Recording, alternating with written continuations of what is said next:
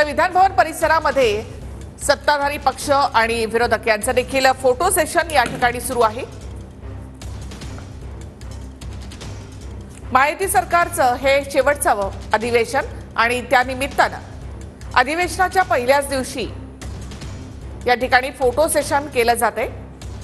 मुख्यमंत्री एकनाथ शिंदे, विधानसभा अध्यक्ष राहुल नार्वेकर, उपमुख्यमंत्री अजित पवार आणि देवेंद्र फडणवीस तसेच विरोधी पक्षनेते अंबादास दानवे हे देखील या फोटोमध्ये आपल्याला पाहायला मिळत आहे।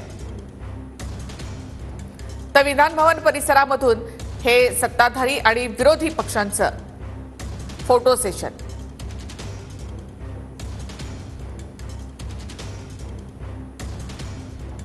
महायुती सरकारचं हे शेवटचं अधिवेशन आणि या पावसाळी अधिवेशनामध्ये हे फोटो सेशन सुरू आहे आणि त्यानंतर विधानसभा निवडणुका ज्या आहेत त्या साधारणतः ऑक्टोबरमध्ये जाहीर होऊ शकतात आणि त्यामुळे हे पावसाळी अधिवेशन हे महायुती सरकारचं हे शेवटचं अधिवेशन।